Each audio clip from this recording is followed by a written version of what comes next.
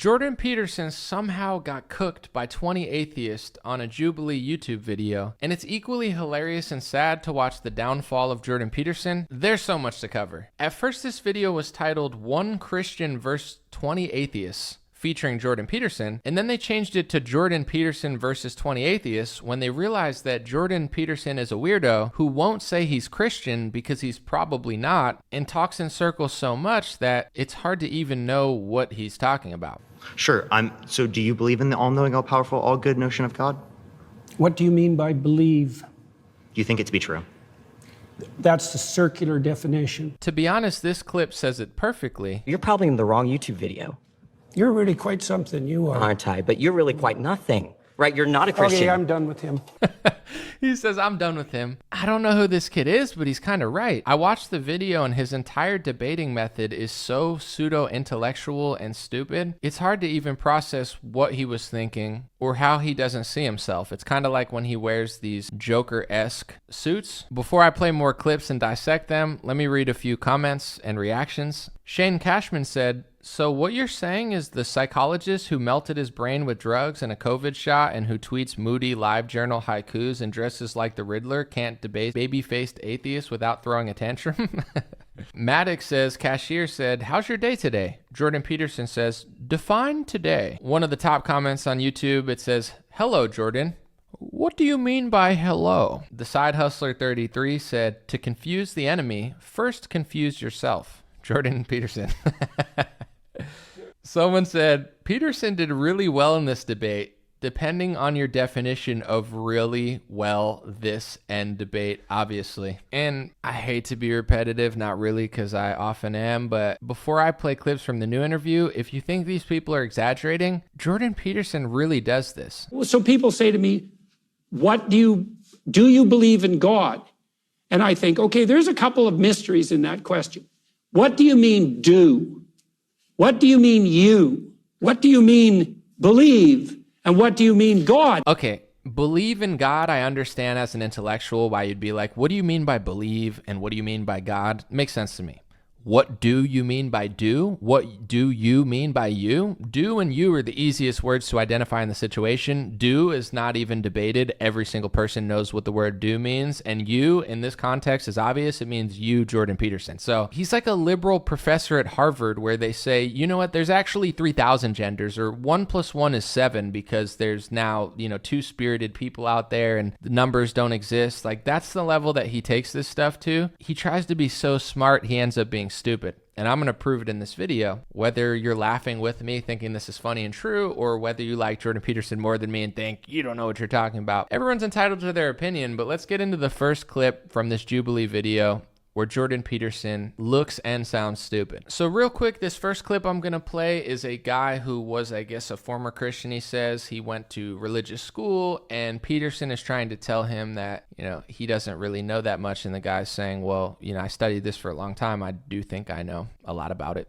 And it seems like I do know what I'm missing. Is there something that I missed over years of study, both this issue formally and living out religion so deeply? Well, you obviously feel that you missed something when you were practicing for the priesthood. Your aim was off then. So there's always the possibility that it's still off now. So this is something that annoys me about Jordan Peterson besides almost everything now. I used to be a huge fan. Before I get into what he said there, his entire personality is very smug. He's very condescending, and he's the least joyful person I think I've ever seen. When do you see Jordan Peterson smile? When do you see him laugh? If you watch an interview with Trump or J.D. Vance or Candace Owens or even Charlie Kirk sometimes, I don't even like Charlie Kirk that much, but like everybody has joy in their lives. Everybody smiles, everybody laughs, not all the time. It's not like everything's a happy moment, but Jordan Peterson seems like the most miserable person I've ever seen. Never smiles, never laughs. This entire interview, he's just smug, condescending, and annoying. So he says, your aim was off when you were practicing for the priesthood, so is it a possibility that you're wrong now? In a very condescending manner.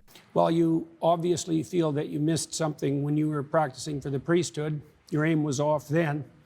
So there's always the possibility that it's still off now. It's a cool talking point, I get it. But let's apply this logic to Jordan Peterson. Jordan Peterson, who was essentially a social psychologist, helped a lot of people, was a teacher. For decades, he claimed he didn't know that benzos and pharmaceutical pills were really that bad. Apparently, in an interview with his daughter, he said, "It's quite shocking to me, actually, that I didn't know, despite my professional speciality, that I had no idea how catastrophic benzodiazepine use could be." So Jordan Peterson will say to this kid, well, you were training to be a priest and now you question yourself then. Does that mean that what you're thinking is questionable now? What about you, Jordan Peterson? You were some sort of clinical psychologist and teacher for decades, and you didn't know that benzos were bad? You didn't know that pharmaceutical pills could be abused? Before I even graduated high school, when I was 17 years old, I could tell that the pharmaceutical industry was corrupt. I could tell that they were over-prescribing pills.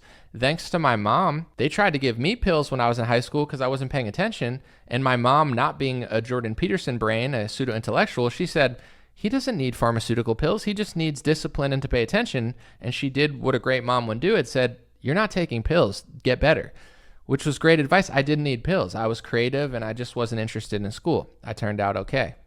I think so, but I'm biased. But with Jordan Peterson, it's like, it's not a small area of your profession to know that pharmaceutical pills can be abused. It's a massive part of your profession because most people in Jordan Peterson's profession, or at least in the orbit, I'm not blaming him or his occupation completely, that's all they're doing is prescribing pharmaceutical pills. America has a pharmaceutical pill problem. Everybody tells you, just take pills. Oh, you're depressed. Just take pills. Oh, you're fat. Just take pills. Do this, do that. And he didn't know. So a man that got so addicted to pharmaceutical pills, left his family for months, left the public space for years, got tricked again by the pharmaceutical industry during COVID, started ranting and freaking out about it once he realized that he got duped with the COVID vaccine. This is the guy that's going to say to someone else with no grace, with no humility, with no self-awareness, like, well, if you were wrong then, what if you're wrong now? What if you're wrong again, bro? You were wrong during COVID. You were wrong about the vaccine. You were wrong about pills. You were wrong about benzos. Jordan is what I like to call a pseudo-intellectual, somebody that thinks that using big words or studying books makes them a genius. Of course, studying and using big words is a sign of, I don't know if I'd say intelligence, but research. I have a decent vocabulary. I think reading is great. But if I knew at 17 that Big Pharma was doing that, but you didn't know at the age of 40 or 50 or 60, how smart are you really? And if you listen to this whole interview, it's just a compilation of Jordan Peterson questioning so many things that you might as well not even talk to him. It would be like if my friend said, hey, could you hand me the channel changer? And I said, what do you mean? Well, can you hand me the channel changer? What's a channel changer? It's like a clicker. What do you mean by clicker? What do you mean by do? What do you mean by what? What do you mean by you? It's like at that point, don't even talk to me. Don't even hang out with me. This conversation is going nowhere. That's this entire debate. He's debating younger atheist kids. And I would say, from what I saw, nearly all of them made him look like an idiot. There were maybe one or two that got flustered.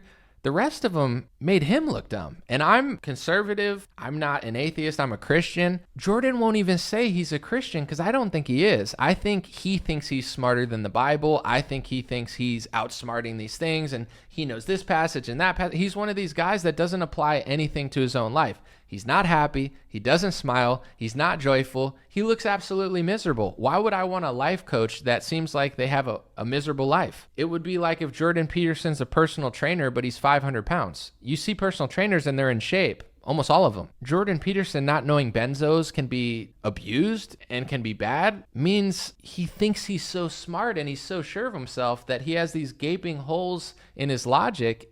And the reason he never fills those holes is because he talks to everybody like they're an idiot and he's a genius. And once again, like this clip, won't apply that same logic to himself because it absolutely can be applied to him because he absolutely has made massive mistakes in his career in politics. And when he talks about other topics besides feminism, debating with a BBC woman, or opportunity and outcome, he actually sucks at almost every level of politics. He's like if you took Derek Jeter and put him in a pool and told him to race Michael Phelps. It's not his sport. Jordan Peterson thinks everything is his sport, but he's not well-rounded at all. outside of debating feminists, he's actually annoying, smug, condescending, and a false intellectual like any shit lib that you could find teaching gender studies at Harvard. Let's watch some more clips. God that isn't the same type of notion of God that typical Christians would prescribe. Your notion of God is What typical Christians? Yeah, typically when I talk to Christians, they say that they believe in an How all-knowing. about Cardinal Newman, who defined God as conscience?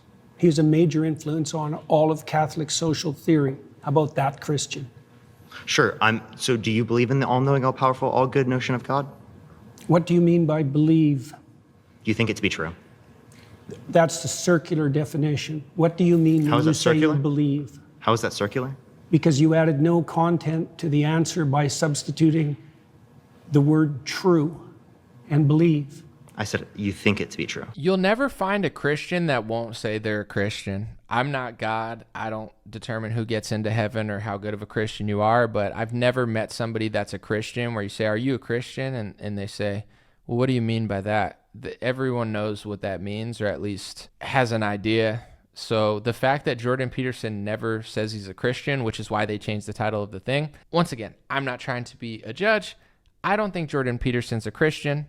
He always talks about the Old Testament. I don't think he believes the New Testament. I think he plays patty cakes with Judaism more than he does Christianity, and he kind of does what Ben Shapiro does, is he knows a lot of his audience is Christian, so without telling you explicitly what he believes, he just plays these word salad games that will convince older evangelicals to keep supporting and believing him. But I don't believe him. I don't think he's a Christian, and I think he won't admit it and won't say that he is one because he's not. Moving forward, this is probably the dumbest thing that he said in the whole interview. That's hard to say because he said a lot. And this kid actually comes up with a good example of which I think Jordan has no real good answer for.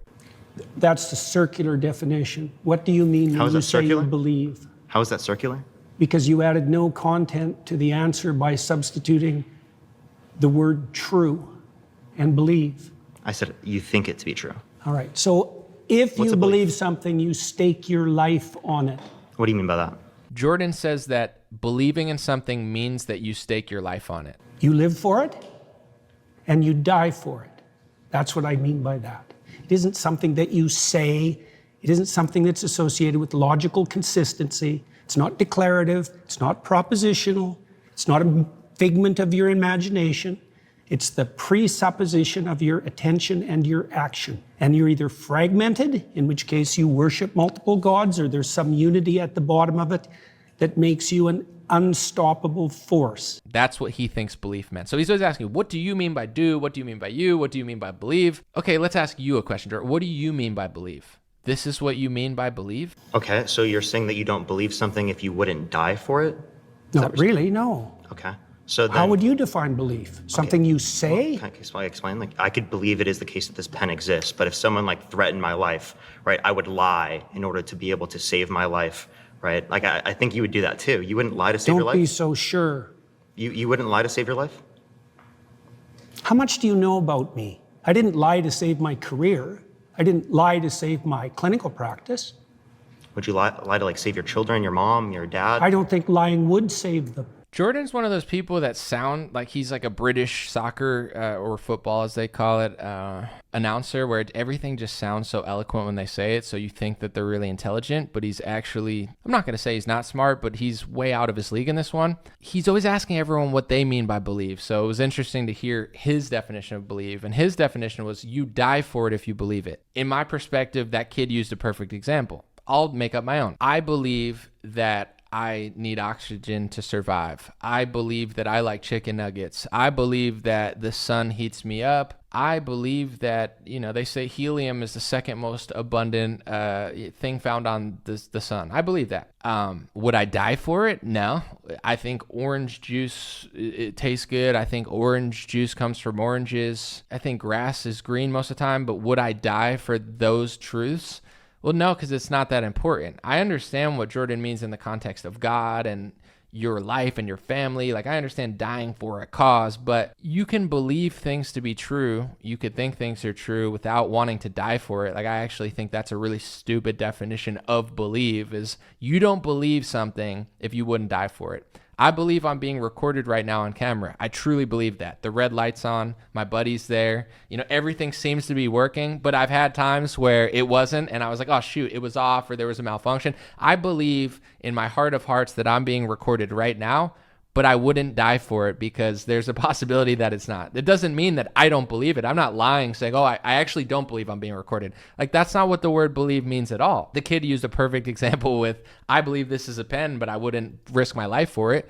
And then he goes, would you risk your life for the pen, essentially? And Jordan goes, he goes into this rant, like this hero rant of like, don't be so sure, bucko. I put my life on the line at a university. Okay, and I've done heroic things in my life, but that's not what we're talking about. We're saying, would you die for the pen, not did you risk your career? We know you risked your career to stand up to pronouns. Like, he's such an idiot, and he's so self-absorbed that he literally thinks he's right about everything, which is why he's such a fool. When I talk to the smartest people I know or the wisest people I know, let's take G. Edward Griffin, 93 years old, right? The guy he's way more joyful than Jordan Peterson. When we talk, he laughs, he smiles. You never see Jordan Peterson smile or laugh. It's because he's a miserable, soulless moron. G. Edward Griffin, even though he's 93 years old, even though he knows so much, even though he's read so many books, he's had so many success, when you talk to him, he's joyful, he's wise, he's calm, he's funny, and he's very humble. I'm not saying you have to be humble, but he's like, I'm 93 years old and I know a lot, but I don't know if I really do know that. Like, I think that, but I'm not sure. I love that energy because the smartest and most honest people I've ever met have that. They're willing to fight for what they believe in. However, they're like the Socrates of, I know that I know nothing. Jordan Peterson, he acts like he knows everything. This entire discussion is him talking to people with logic he doesn't apply to himself, which is why Jordan Peterson is so constantly wrong. He's wrong about COVID. He was nowhere to be found during lockdowns. He was crying about getting tricked with the Canada vaccine thing and be like, oh, I listened to, and you're still not letting me go. How come I know that? How come I knew more about pills at 16 years old than you know as a 40 and 50-year-old instructor when that's part of your profession? Like, he's actually not that smart. He's a pseudo-intellectual. He's a shit lib. And his ego and I would say hubris is like a blinder, which is why he got smoked by atheist young men when, of course, he should be dominating the discussion. But once again, I don't think he's a Christian, and he's terrible at debating this. He's great at debating feminism. He looked dumb. But he's so sure of himself. I know I'd die for that pen because I risked my life at a university. All right, bro. I found this older clip of Jordan Peterson where he's talking about the Old Testament and stories. And I found it interesting because I know sometimes I'm thinking and I look down or I close my eyes for a second. Like, I understand that, like, when you're thinking deep, that tends to happen. But throughout this thing, he's closing his eyes for like 5 seconds at a time, and he does it like the entire time. I believe eyes are the windows to your soul. And I think when he's being a sneaky, subversive con artist and he's using the Bible to do it, I almost feel like his spirit and his soul knows. It's why he never smiles. It's why he never laughs. And it's why in this interview, he's just closing his eyes looking like he's being attacked by demons or something when he's talking about the Bible. You talk to a Christian about the Bible who believes in it, they could look you in the eye and just get excited about it and be like, this is what it is. They're not, you don't see your pastor on stage closing his eyes like he's fighting invisible bats, but that's what Jordan does here. Let's watch. What's God in the story of Adam and Eve? The spirit that punishes presumption and pride. Okay, how about in the story of Cain and Abel? The spirit that rejects unworthy sacrifices, right? Then in the flood, the spirit that is all hell breaking loose when you've gone looking for trouble, right? Then the Tower of Babel. And from listening to that and listening to him in the Jubilee debates with the kids, not only do I not think he's a Christian, but I think he thinks of God as like whatever he wants it to be, where he's like, well, this guy thinks that God's a consciousness. Yeah, typically when I talk to Christians, they say that they believe in an all-knowing. How about Cardinal Newman, who defined God as conscience?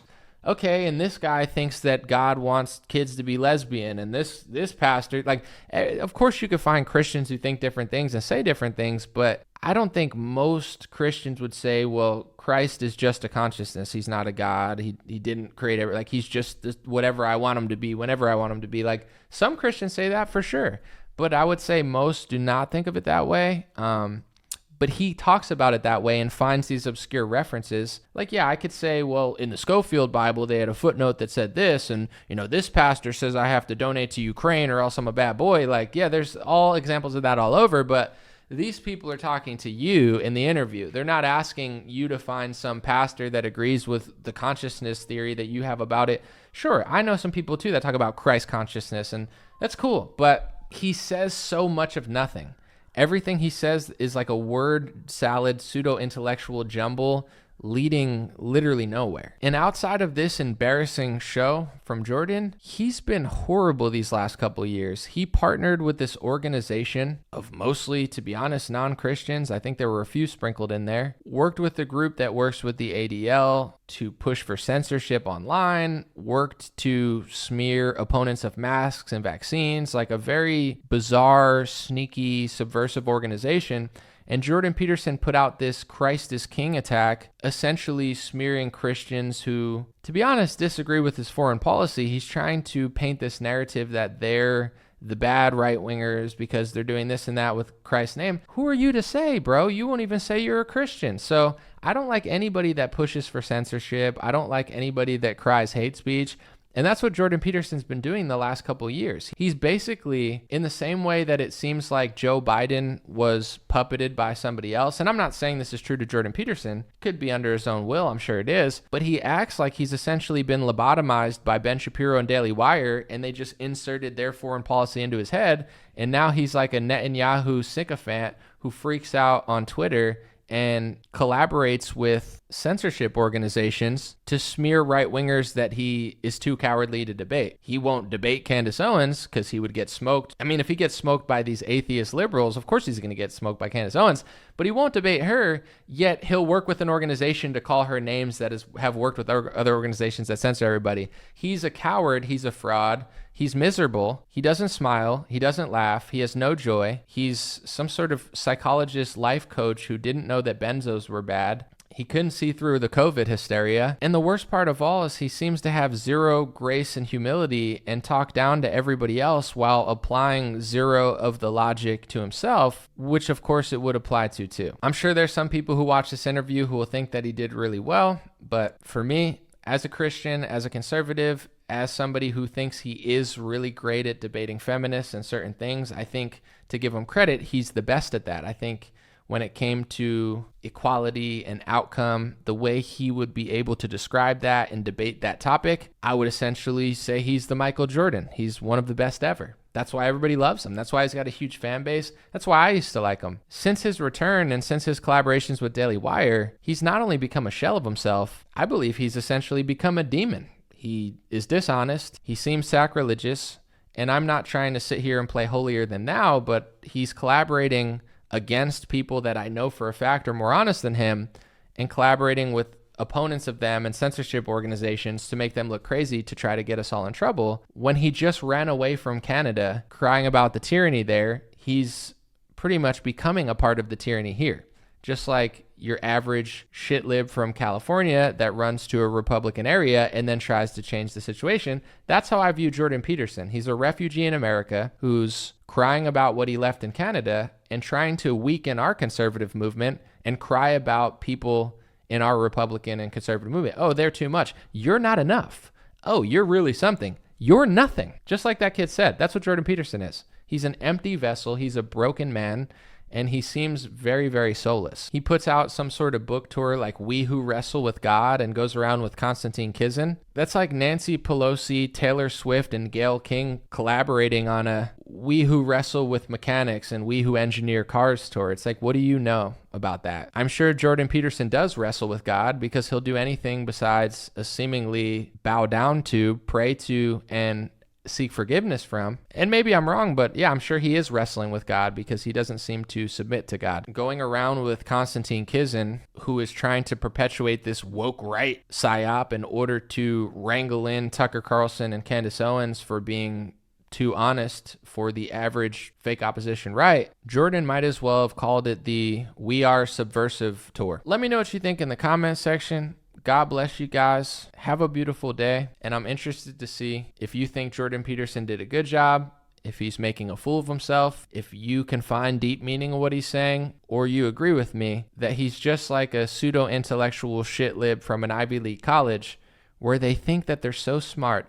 I'm a liberal. I voted for Kamala and Joe Biden. I voted for Obama twice. I have a PhD. I'm so smart. I'm so much smarter than middle America. That's what Jordan Peterson reminds me of on the right. He's a pseudo-intellectual. He uses big words. He's studied a lot, but yet in the core decisions in politics, society, COVID, pharmaceuticals, he's wrong about almost every important thing because he's a moron. And I pray for Jordan Peterson. I hope he finds happiness because everybody else that I watch smiles and laughs, and I never see this guy smile and laugh. He must be miserable inside. I pray that he finds peace. I pray that he finds happiness. And one day I hope I find a Jordan Peterson debate or interview where he cracks a smile and shows even an ounce of joy in his broken, soulless vessel, because everybody deserves to have joy on this earth, smile, laugh, and have fun with their profession.